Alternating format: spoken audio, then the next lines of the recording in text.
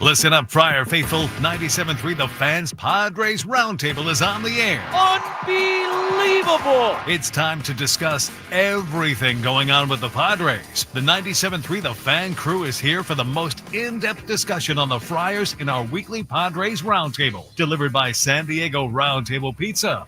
And now, here's your host, Ben Higgins.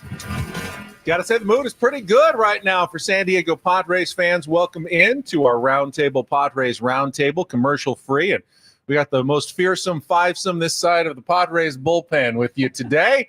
Starting on my far left with Matt Scraby, Paul Reindl sitting next to him, Braden Suprenant in the middle today. What's up? And Chris Ello right to my left. Hello, Chris. Just want to make sure Braden's okay after the 12-hour turnaround. It's quick from last night. He 12-hour signed off his post-game show. He was worried that he wouldn't be able to get here in time. Yeah, got to break down. Right? Got to break down tape too. I mean, yeah, I know you do. Nonstop. Get ready for USD season. As speculated, last week's roundtable was somewhat incomplete in its analysis of the trade deadline when we left at 11 a.m. and AJ Preller still had quite a few moves to make. We talked a lot about the Mason Miller deal, and then a bunch of other moves came down, resulting in a fairly, I think we can all agree, complete San Diego Padres roster. Lineup, top to bottom, bullpen, even the starting rotation with Michael King now set to return on Saturday. Looking pretty good for the Padres going so forward so far. So I'll start the questioning today with Matt Scraby at the end. How does the trade deadline change, if at all, your expectations now for the rest of this Padres season?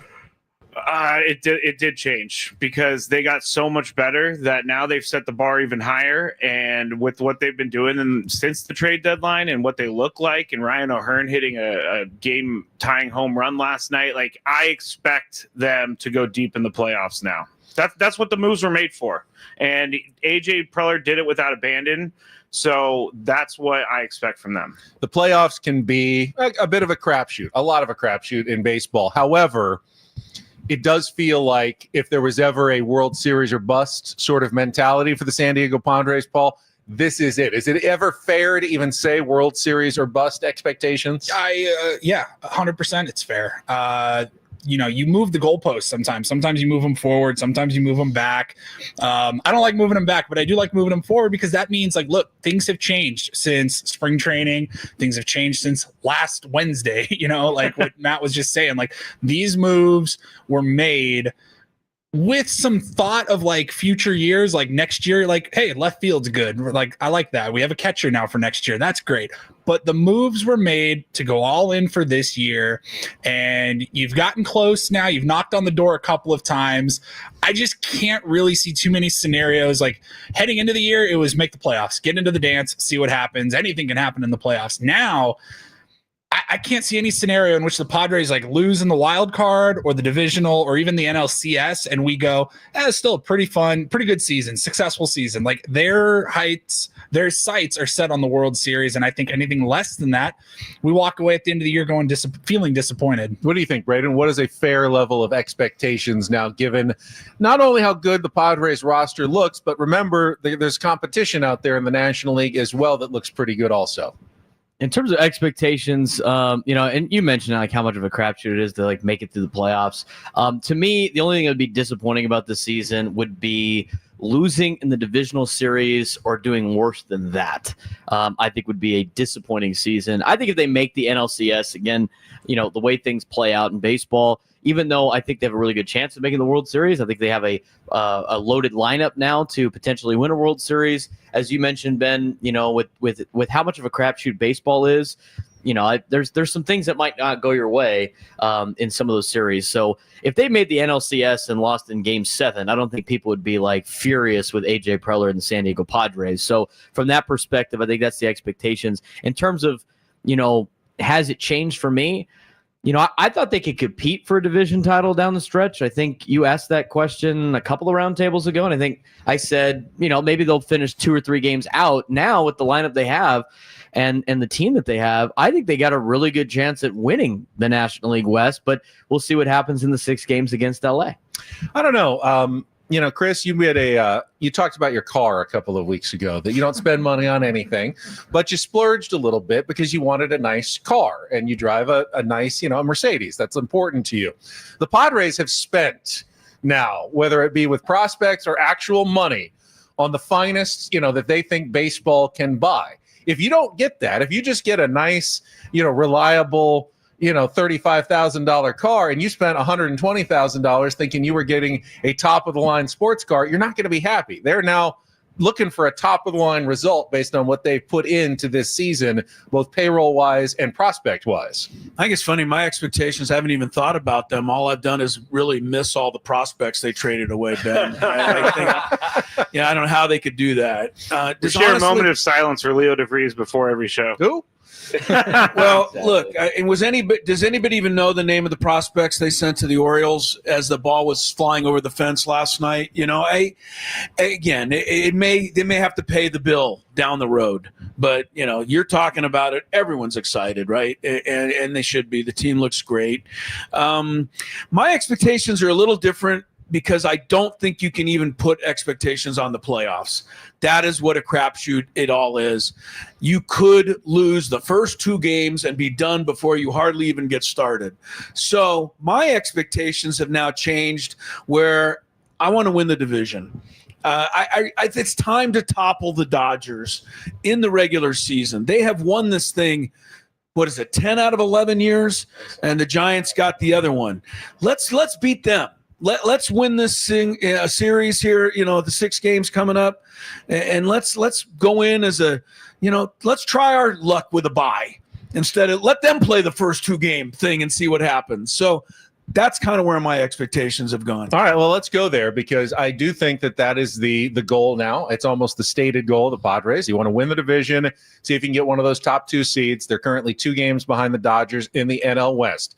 Now that the trade deadline is passed and the rosters are pretty much fixed for the rest of the year, how do you think those 2 teams compare roster to roster, offense to offense, starters to starters, bullpen to bullpen, defense to defense, manager to manager? However you want to break it down, Braden, the Padres versus the Dodgers. Who has the edge now going forward based on how the teams are currently constructed? Based on how they're currently constructed, and with maybe some pitchers coming back, I guess, for LA, but you don't even know what they're going to be like with guys like Blake Snell. I think the Padres stack up better than LA. I mean, I think it's hard to compare their top 3, but their top 3 are not, like, Mookie Betts is not having a great season. Obviously he's dealing with a lot of stuff too. And we don't ever want to see that for any particular player, but he's not playing well at the top of the order. I think a lot of the bottom half of the Dodgers order is not very good. I mean, the Padres got rid of their Michael Conforto spot in the order. They got rid of the player that's hitting under 200. The Dodgers haven't necessarily done that. I think the bullpen is better for San Diego. If you want to talk about pitching depth, I know that the Dodgers are a little beat up, might be getting some guys back. Their starting rotation might be better than the Padres starting rotation, maybe. But I think overall, if you look at it, it's very comparable, if not an edge to the Padres in almost every single outlet. Paul, we talked about it this morning. I gave the Dodgers the check mark for starting pitching. Health is certainly going to be a big factor, but they got good starters. I gave the Padres a big check for the bullpen. The Padres have an elite bullpen that can compare with anybody's in baseball. I gave the Dodgers a light check mark on offense, even with some of the flaws that Braden brought up. Teoscar Hernandez can still be dangerous. Max Muncy's hot again, and he's I think back. their ceilings top to bottom are a little bit higher. It's closer than it used to be. I'll even be generous. But I think everywhere else, defense, give it to the Padres. Manager, I give it to the Padres. I know Dave Roberts is wearing a World Series ring, but we've seen a bunch of bad managerial. I like, Paulie, where the Padres stand in comparison to the Dodgers the rest of the way. Yeah, I was going to ask for clarification. Are you talking about the next 50 games Yeah. or like head to head in a divisional or I'm talking about just the rest of the way. Just right now where because that changes things because you manage your starting rotation, your bullpen a little bit differently, obviously in the playoffs. In a playoff matchup, I think the Padres rotation all of a sudden matches up a little bit better with the Dodgers over the course of the next month and a half. Yeah, I kind of agree with you. On the pitching side, yeah, I think I take our bullpen. I'll probably concede the lineup just like you. I think it's a lot closer than it was certainly a week ago. I mean, when you're looking at this Padres lineup, that 6, 7, 8, 9 spot in your order was pretty tough to watch at times. And now when you're throwing like Ramon Laureano or even a Xander Bogaerts, Jake Cronenworth, Gavin Sheets off the bench, man, that changes things. And having like a guy like Freddie Fermin who can go 3 for 4 in the catcher spot, like it's just changed so much. And adding a couple of pieces, like I don't know that I won't speak for you guys. Like, were you surprised at how much adding just a couple of pieces lengthened the lineup for the Padres? Because it's like that was the idea, but I mean it's worked to see it actually better than play I could have out. even possibly Yes, imagined so far. It's been shocking to see how it played out. So I'm really encouraged with the moves that they made. I really can't wait for those 6 games and 9 days or whatever we've got coming up later this month. But just in general, the next 47, I think that's 47 games remaining. It's going to be intense, man, every single night. Commercial free, 97.3 The Fan Padres Roundtable, presented by San Diego Roundtable Pizza. It really is pizza royalty. And Chris, we saw home runs from Ramon Laureano and Ryan O'Hearn. I still think that's the lineup edge that the Dodgers have remains power-wise.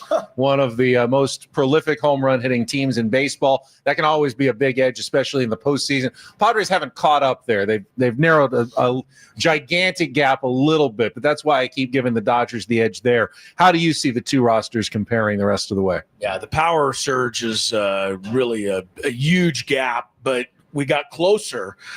Padres are still second to last in baseball. Dodgers are either first or second with the Yankees. Dodgers have hit 25 3-run homers this year. The Padres have hit 7. Those are game-changing swings. However, the Padres win on the edges. That is my favorite part of this team. I know that the focus is on your lineup and your ERA. The edges is where the Padres are better than the Dodgers. They have to perform, though. They have to take advantage of that advantage they have. The Dodgers still throw the ball into right field, trying to turn a double play like they did yesterday. The base running, I think the Padres can win there. And you gave a big check to the bullpen, which I think we should. But let's not forget that when the Dodgers won last year in the series, their bullpen won it for them. So, they're still got to go out and prove it. I acknowledge that gap could be narrowed with guys like Blake Trinan, Rusdar Gratterall coming back. If Tanner Scott gets healthy again, Kirby Yates comes off the injured list, they can narrow that gap as the season goes on, depending on their health level. Matt, how do you think the Padres and Dodgers compare roster-wise? I echo everything that everybody said. The one thing I think that stands out to me was Chris talked about this the first time the Padres played the Dodgers up at Dodger Stadium, and their lineup with Tommy Edman hitting 8th or 9th, we pointed that out as the Padres just can't compete with that with their current lineup. Now they can compete with that with the guys that they have. And I also think Padres have, knock on wood, wherever it is, health on their side. And that's the Dodgers have been struggling with injuries all season long, and maybe they'll get these guys back. But Padres seem like, I don't even want to say it, but they just seem like they're clicking right now. I always worry about getting too overly focused on the Dodgers. They are good. They're spending a ton of money, but there are other really good teams, especially in the National League, to contend with. Who do you think is the biggest threat now outside of the Dodgers to keep the Padres from going where they want to go going forward? Chris? Philadelphia. Phillies? Yeah, I don't think it's even close. I think the Mets got a little bit better because they picked up Helsley and Rogers for their 7th and 8th inning. But the starters on the Mets, I don't think match up. The Cubs, I don't think have any pitching at all. And I felt it all year, especially the injury to Steele really hurt them. Imanaga has come back. The Cubs can't get there with the kind of pitching they have, I don't think. So Philadelphia is the one. And they had one Achilles heel. And they were able to get Duran to pitch the ninth inning. I don't see any other Achilles heels with the Phillies. Does anyone have a vote for someone other than the Phillies? Matt? I'll go out on a limb because number one would be Phillies, but I think the Reds are super dangerous, and I've said this a couple times. They have good pitching, and they have an offense that can put up a ton of runs in a hurry. Andrew Abbott yesterday went, I think, 6 or 7 innings of shutout ball, and then boom, their bullpen comes in and gives up the game. But for the most part, they're set up for that magical postseason run as long as they get in the playoffs. You're going to put Emilio Pagan up against Suarez and He's been Tyson pretty Miller? good this year. You know I'm what? not saying that their roster's better. I'll defend Matt in a sense, and I'll say the Reds are dangerous, but maybe to like the Mets or another team that's kind of struggling right now. I can buy that. Rather than the Padres. I think the Padres are looking forward and up toward the Dodgers rather than, seeing who's coming back in the rearview mirror. And I think that's a great place to be. Braden? I was down on Milwaukee, but I don't know what kind of voodoo magic or make people stay in haunted hotels that they do, but I don't know how they're good, and I don't know how they continue to win. They're 3 games ahead of the whole league. They're better than everybody. I know. And it doesn't make any sense. And the fact that I don't know why they're so good is a little bit of a concern to me, because it just feels like Milwaukee.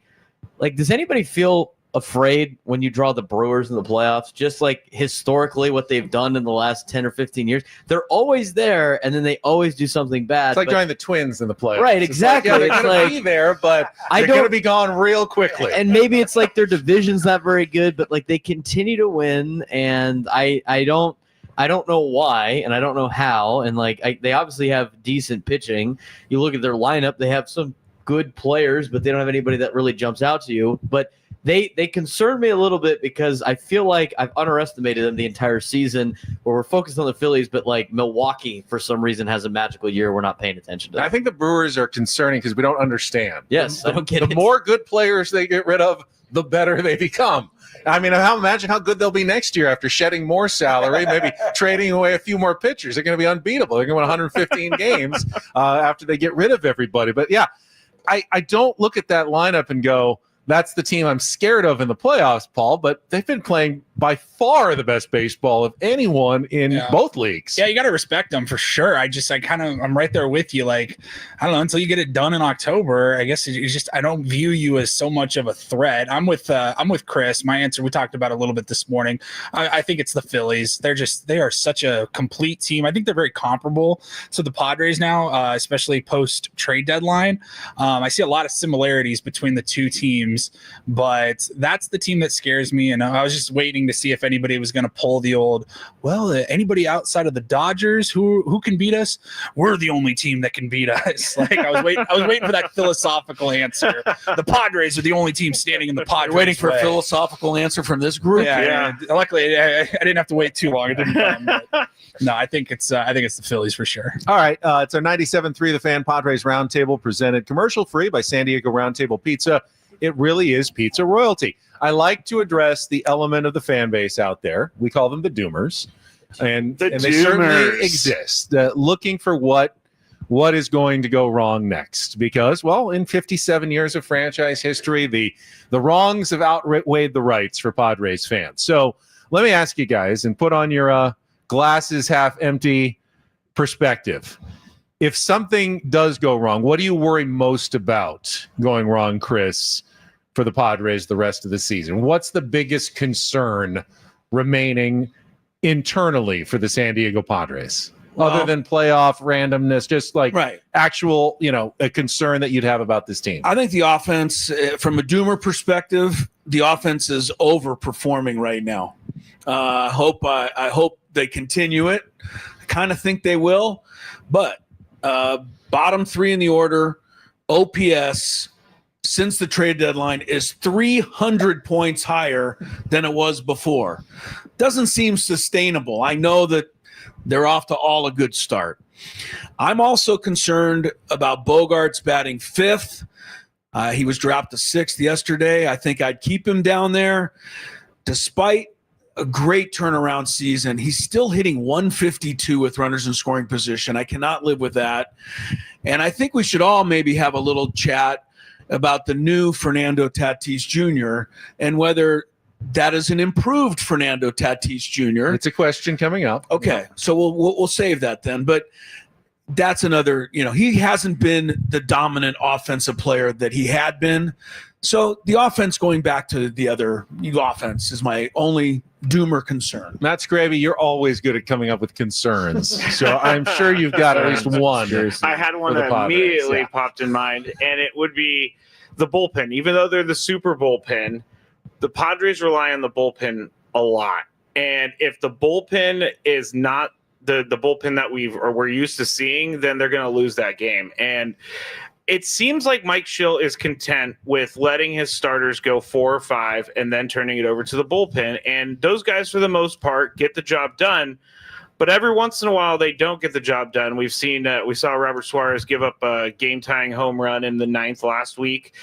The bullpen scares me a little bit because they put so much pressure on them. He says he's not content, I was gonna say, but then his actions state otherwise. He's like the guy who always says, "I'll start my diet tomorrow." I know I need my starting pitchers to go deeper in the game, but that bullpen looks so delicious. I just can't resist opening up the fridge I'm in going the 4th inning and going to Jason Adams. I'm going to tell the director on the Padres telling us, stop showing Mike Schilt in the top of the 5th inning.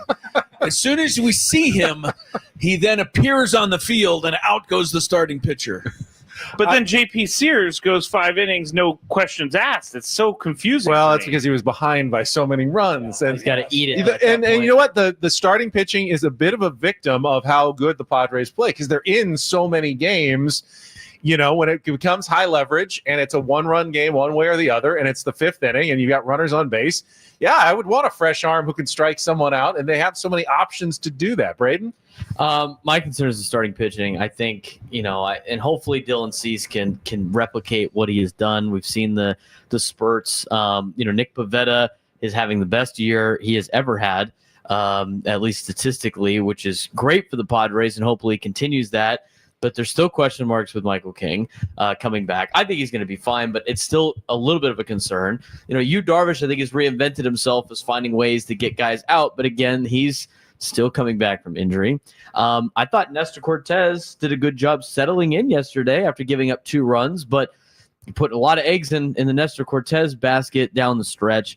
And JP Sears did not impress me at all.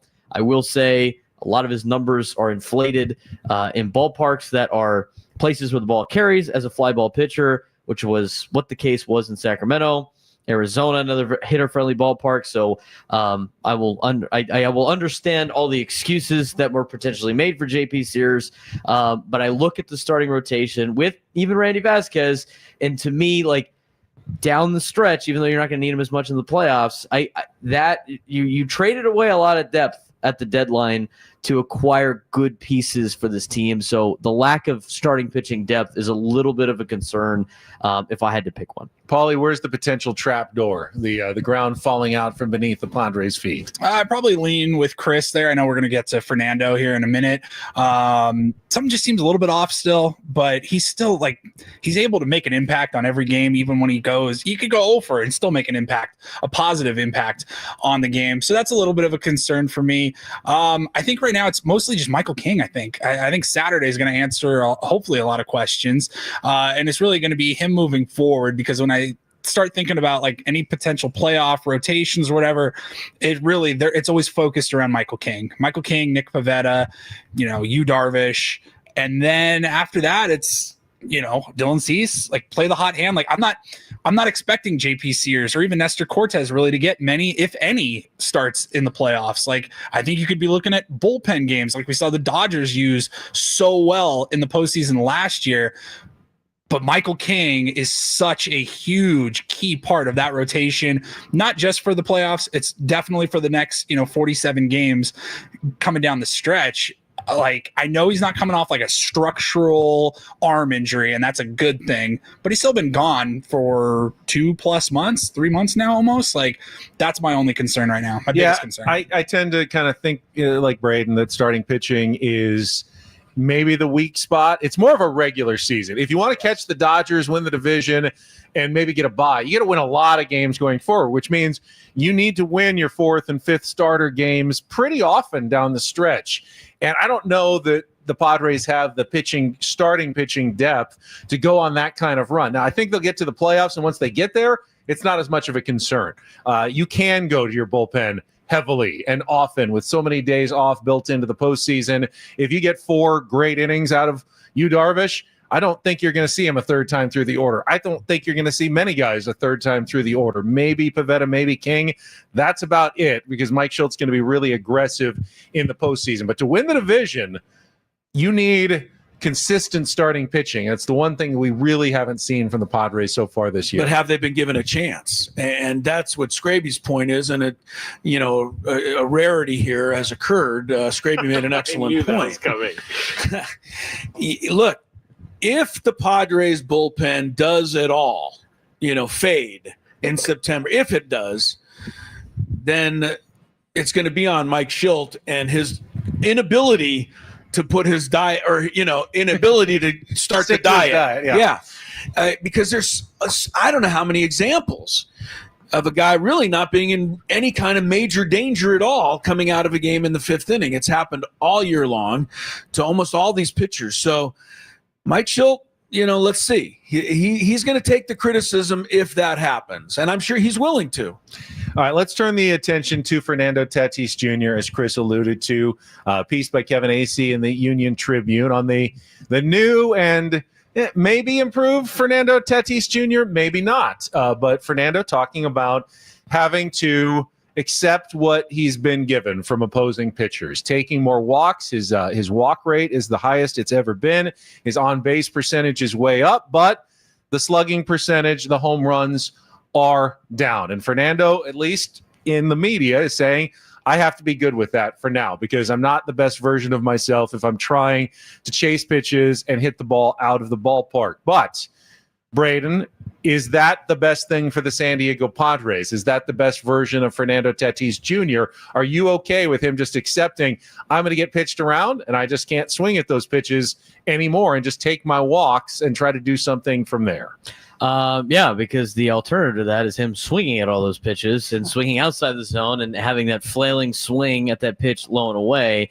And that is what leads to more problems, obviously. They're going to keep doing that to try to avoid, putting the ball into a place where Fernando could do damage with it. And if Fernando takes a walk, that's a win for the San Diego Padres, because he's getting a guy on base that's very scary on the base paths. Now, from the other perspective, too, eventually these guys are going to miss, and he's got to be able to hammer the mistakes when they miss across the plate. And if he's swinging at pitches out of the zone because he wants to go do damage on pitches that he can't do damage with, they're going to continue to throw them. And eventually, if they have to get in a spot where they can't walk him or they can't be careful with him, they might make a mistake. And when that mistake is made, the really good hitters in Major League Baseball make teams pay. And so you have a little bit of a different situation than Fernando's used to. But the version of him being disciplined at the plate and not chasing outside the zone and only swinging at pitches he could do damage with, that I think in the long term is going to make him an even better offensive player than he already is. Paul, I don't think Fernando's ever going to turn into like Juan Soto in terms of how much he takes pitches. And based on the reaction in San Diego, I'm sure Padres fans don't really want him to turn into Juan Soto. It's not bad to not chase pitches. Showing discipline at the plate is good. And with a lengthened lineup and more guys hitting well behind you, it actually could be good for the Padres just to have Fernando out there on the base paths. Yeah, he's still an absolute freak on the base paths and a total game changer. I think with the the pitch selection, I'm fine with it, because I remember back in April, even all of us, we were praising Fernando. Man, remember last year he swings at that pitch, that ball that's away and in the dirt, and he wasn't doing that as much, and that showed a positive improvement for me. I don't know what's going on with the power. I really don't. I guess we could it's probably easier to just chalk it up to like, yeah, it's just not getting those pitches to hit. I agree with Braden. Like the alternative is what? We want him to swing at those? Like, I don't want that either. Yeah, I don't see him becoming that Juan Soto. He's only looking up there to walk or anything like that. And as long as he can produce in the field and on the base pass until he starts getting some pitches to hit, like I'm fine with it. I don't have a whole lot to complain about with Fernando Tatis Jr. You know, Chris, I'm usually of the mind that you can't make major changes in the middle of the season. And, Saris from The Athletic often tells us that, Fernando's not pulling the ball as much. That's how you get power, especially at Petco Park, is you pull the ball in the air. But we've seen Xander Bogaerts make some changes, and he seems to be pulling the ball in the air. I don't know. Is there somewhere in the middle for Fernando Tatis Jr. where you can still not chase the outside pitches, but start attacking those inside ones and pull the ball and hit a few more home runs and find really the best version of himself going forward? Yeah, I don't think this is the best version of him at all. And I think he has to try to find it. And he's got to make them pay a little bit more for what Braden talked about, the mistakes. He's got to start hitting the ball with more authority. I appreciate his improved eye, but he's being paid like he's Aaron Judge. He's hitting like he's Luis Ariz. So that, I think, factors into this a little bit. He's paid to knock the ball over and against the wall. The difference we talked about already with the Dodgers versus the Padres is the power, the slug, the 3-run homer. Where's Fernando to hit some of those 3-run homers? I think they need him going forward to be a little bit more of a threat. And so I'm taking the walks. I'm taking the fact that they're winning games. But I'll tell you one thing: if they weren't winning a bunch of games right now, I think a lot of people will be looking in Fernando's direction. Matt, I know a lot of people, online especially, will say Fernando's not the same since he got popped for the PED suspension. He still hits the ball as hard. He still has the same bat speed. He just doesn't hit it in the air as much. He's hitting the ball on the ground. I don't think PEDs help you hit the ball in the air. I could be wrong, but I feel like it might be. Should we try it? Should we have Ben take some PEDs and see how his golf swing does? See the launch angle? Little experiment. Let's see. Can you ask her questions with a little more authority? I mean, I'm not sure about that one exactly. That Fernando player, where do you feel like his sweet spot is in terms of what the Padres need? I've gone back and forth on this all year, but I don't know that he's in the right spot in the order. I don't know that they're setting him up for success, because if he's the first hitter of the game, why not just put him on, try to roll into a double play, something like that. And with the new lineup that they have options to put him maybe third or fourth. I know they will never drop him past fourth, but can you imagine Fernando coming up in the sixth spot? That would be hectic for pitchers. I don't think they'll ever do that, but I don't know that they're setting him up for success. And I think his sweet spot is when he is able, as you guys all said, to hit pitches in the zone, and they're just not throwing them to him right now. All right. Well, I'm glad you brought up moving Fernando in the order, because I wanted to use the panel for a moment and give Mike Schilt some advice that he does not want to hear at all. I'm sure he's going to be taking notes right now. Yeah, he is going to completely ignore this segment that he wasn't listening to anyway. We could hope that his agent would be paying attention, but apparently he doesn't have an agent. Let's tinker with the Padres lineup now with all these new pieces. In particular, my question is, where should Ramon Laureano be hitting in the Padres lineup? Because he seems like he's too good to be hitting seventh or sixth, where we've seen him a lot. Now, yesterday he was second when Fernando was given a day off, but I don't know that will hold. I mean, Chris, where do you think? I mean, Laureano has been one of the premier offensive players in baseball this year, and it looks like he's going to continue that, at least so far with the Padres. Where do you bat that guy in your order? Yeah, I really hope so. I mean, you look at his career, man. He's a 750 slug or OPS. This year's OPS is better than Manny Machado's. He's got speed enough. I think he could honestly hit leadoff. I am, just intrigued by the idea of Fernando batting fifth or sixth. We already talked about Bogaerts, as much as he's improved, and there's no question. I can't keep him there hitting 152 with runners in scoring position. So I would be inclined to move Laureano first. I've said so many times that Ariz can't lead off because he stops the line. So I can't change now. I'll put Laureano above him, Ariz, then Manny, then O'Hearn even is fine, or Jackson. Man, Tatis 5th. I'll even drop Bogey to 7. Man, it's a nice, delicious problem to have. I think the part of the problem here, Braden, and kind of Scraby alluded to it when he said Tatis 6. That seems way too low. But if you want to keep a righty balance and move a righty and Ramon Laureano up, you can't move Manny down. So if you do Manny 2nd and Laureano 4th, that really does kind of either you're going to have a long righty lane or you have to drop Tatis to 6th. And I think, Braden, that Mike Schilt is pretty against dropping Fernando Tatis that low in his order. Yeah, he probably is. I asking like where Laureano should hit. I mean, Laureano hitting 2nd behind Fernando wouldn't be too bad. I think that'd be kind of fun to watch. I'm not a huge. Some people are. I'm not huge into the righty lefty lane stuff. I know analytically, there's a case for it, and I just don't think it's honestly that big of a deal. And I know a lot of coaches throughout baseball. It's a very hit and miss kind of spot. So, but for me, I still like Fernando batting leadoff. I think that what he brings to the table is dynamic, and him not performing right now doesn't take away from the fact that he is arguably your best athlete on the team. So I like Fernando 1. And watching Laureano hit, I like having a bat 2. A high put the ball in play guy, but he's also got some slug. Manny batting 3. Your cleanup hitter, honestly, Ryan O'Hearn, I think would be a good spot for a cleanup hitter. And then now all of a sudden you're thinking about the guys that are left, and you got Arise. You still have guys like Bogarts and Merrill, and Freddie Fermin, obviously, and you just go down the list. Your 5 through 9 are going to be some guys that can hit, and there's going to be guys down there that can start some rallies, which is great to see. So, if I'd have put Laureano somewhere, I'd probably bet him 2nd. I still like Merrill kind of batting 2nd too. We haven't seen too much of that. They kind of dabbled in it a little bit and got away from it, but Fernando Merrill 1-2, I think, is a great way to start off the game. Yeah, I don't think you can go righty with Fernando, Laureano, Machado 1, 2, 3. I don't think he'll do it. They're probably your best hitters.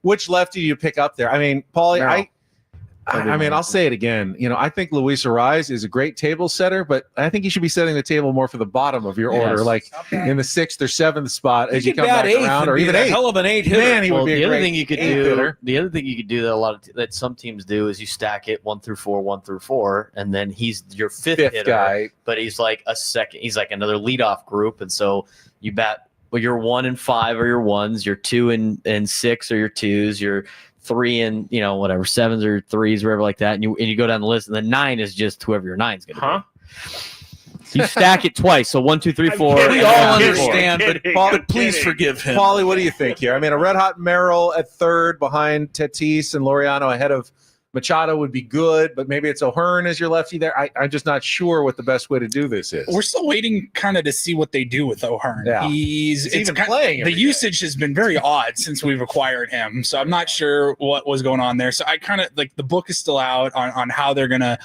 utilize O'Hearn. I mean, I think for me, look, Fernando's my leadoff hitter. I mean, until somebody like proves that they are clearing away a better leadoff type player, it's Fernando. He's so electric. I know he's having a down year, but like the ceiling and the potential that he has to start things off for your lineup, I want him in the number 1 spot. I would probably go him, Merrill, Manny, and then from there, there's definitely some debate. I think I agreed with what Chris said earlier about moving Bogarts down. Like, as good of a year as he's had, those numbers with runners in scoring position are just a little bit jarring. Short sample size, but he did have some success in the 6th hole yesterday. I think that might be a good spot for him.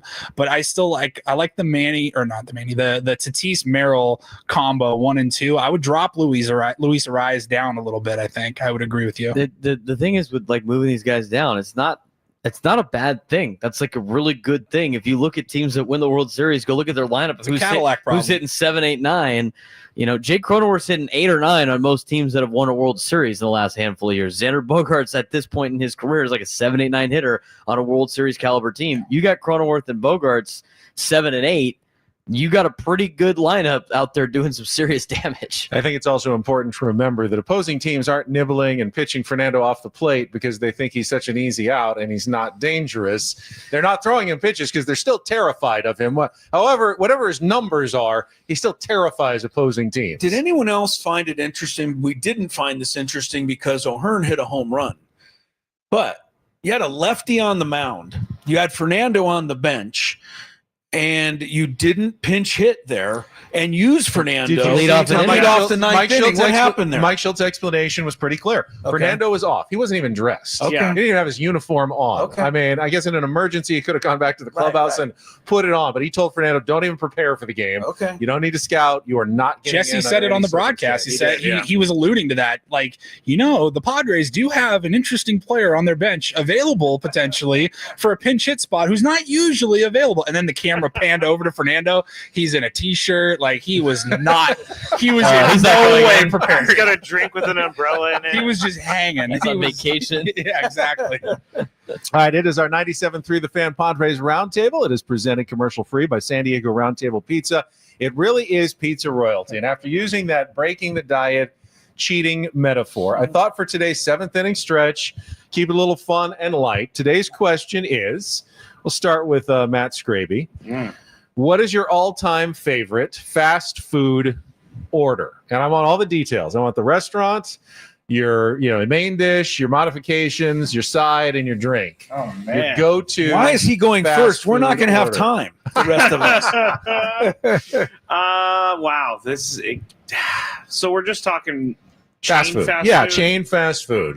McDonald's, Okay. In-N-Out, Burger King, Carl's Jr., I did not Wendy's. expect for this. I mean, you but- got to have something from, even if this is back in the nostalgic days before, getting Okay, in a little better nostalgic shape. Yeah, it days. doesn't have to be today. It's just like, what was in your life? What was your go-to fast food order? I absolutely loved getting the ultimate cheeseburger with the curly fries and 2 tacos and maybe an egg roll.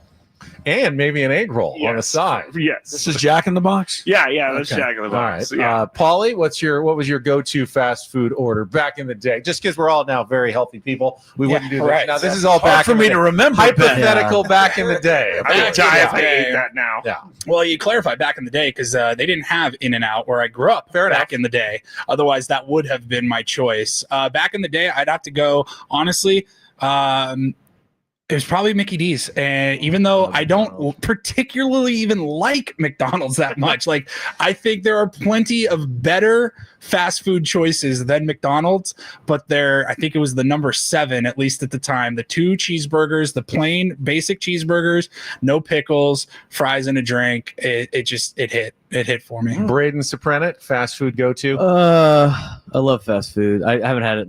I don't eat it No, as none much of us anymore. have, of course. I honestly don't got a lot of don't. us. But It's a safe when place. high school, me playing high school football, I could crush a lot of fast food when I was in high school. Since he took McDonald's, I'm gonna go back with. I don't go there anymore. It doesn't satisfy my needs as much as it used to. But Jack in the Box, I'd do an ultimate cheeseburger. I'd get fries and a Oreo shake, and then I'd definitely get 2 tacos, because if you go to Jack in the Box, 99 you have to cents, get yeah, 2 of course. tacos. You have to get the 2 tacos. I've never understood the tacos. It's so I good. love the Jack in the They're Box. so Me good. too. I Yeah, do. they're not Yeah. great. So the slice of American cheese in there. Are you kidding me? It's Envelope with delicious. wet cat food, and it's delicious. That's awesome. And then I get because again in high school I could eat a lot of food. Some jalapeno poppers too. I'd throw those in. Ooh. That was the good thing All right. about the good thing about Jack in the Box. When I was in college, they had the munchie meal, like when it first debuted, and they had loaded nuggets, which they haven't brought back since.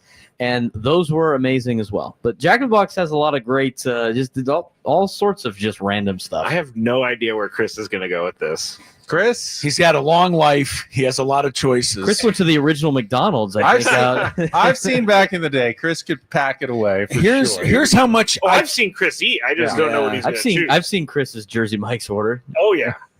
here's He's got his own pizza. Sorry to interrupt you. That's right, he does. He does has have his own pizza over here. here's how much I can eat. on road trips before the DoorDash and the delivery services used to call your own Chinese restaurant and have them bring it.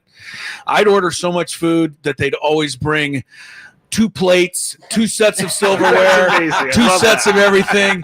And the guy'd come in and put it all down, and he's like looking around, and I would just, you just assume there's a second person. You're in the bathroom. Yeah, there isn't. That's how I feel when I go to taco shops. Yeah, that's how much I can eat. That's what I should have done. But you mentioned the taco shop. I think that qualifies as fast food, does it not? It does. I should have done. Yeah, that. I practically lived my life waiting for 3-roll tacos and guacamole at Roberto's. You live your life.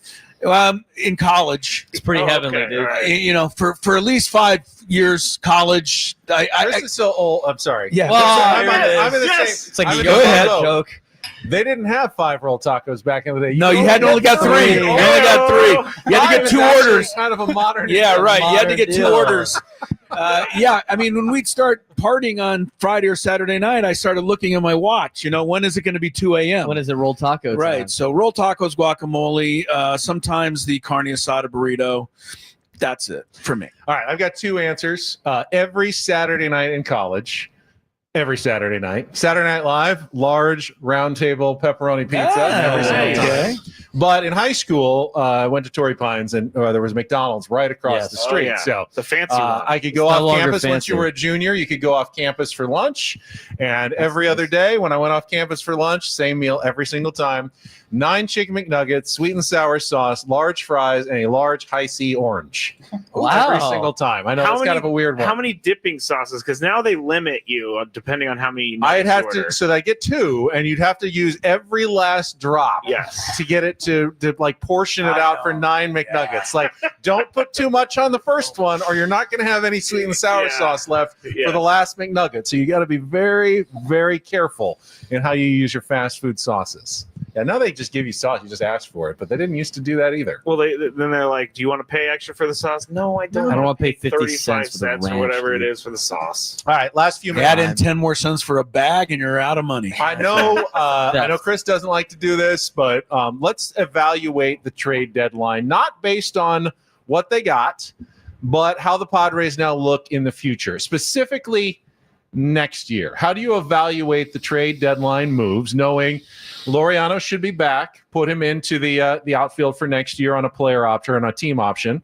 JP Sears could be back in your rotation next year, and you've got Mason Miller, obviously, probably moving into your bullpen. Are these moves that were made good for the Padres next year, Matt Scravy? Yes and no. Mason Miller being your closer for the next 4 years with his contract control is a huge win. But I also think that they have guys departing in free agency, most likely. Dylan Cease, Luis Ariz. I mean, we've gone over the list. So I don't know that they did themselves any real benefit for next year, but AJ will figure it out and he'll get the guys in there. He'll find some contract that no one else will give, Nick Pivetta or something, Gavin Sheets. But I think that they improved it in the way of Mason Miller being your closer for the future, but otherwise they are going all in this year. Paulie, what do you think about next year now? Just past whatever happens this year. Are the Yeah. Padres better off for next year now? I think they are better off. I do think there's going to be some holes in the starting rotation that absolutely will need to get addressed. We'll deal with that in the offseason, though. Looking at next year's roster compared to this year, you were thinking, who's playing? Same questions that we had really coming into this year. Who's catching? Who's playing left field? We've got those figured out. Oh, my God. Suarez is definitely opting out. We're losing him. Boom, you just replaced him with Mason Miller. So I think in general, I think the Padres are better positioned for next year.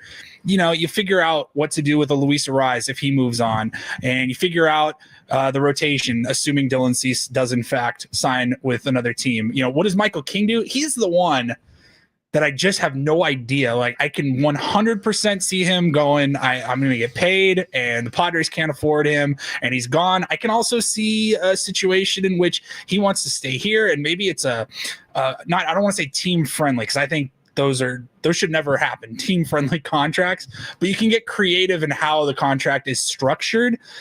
Michael King's a guy I really don't want to lose. Like, I'm glad they kept Dylan Cease. I was kind of on the train of keep Cease, don't trade him this year. shake his hand at the end of the season, say thank you for your time, good luck in free agency, go get the bag, etc. Michael King's the one where I'm like, God, I wish they could bring. I really hope they can bring him back, but that's such a question mark right now. Braden, here's what I like. If you don't even bring back a single free agent next year, I think the Padres can put a pretty good darn lineup on the field next year. You've got Laureano, Merrill, and Tatis in the outfield, Machado, Bogarts, Cronenworth, and you play Sheets at first base under control, Fermin behind the plate.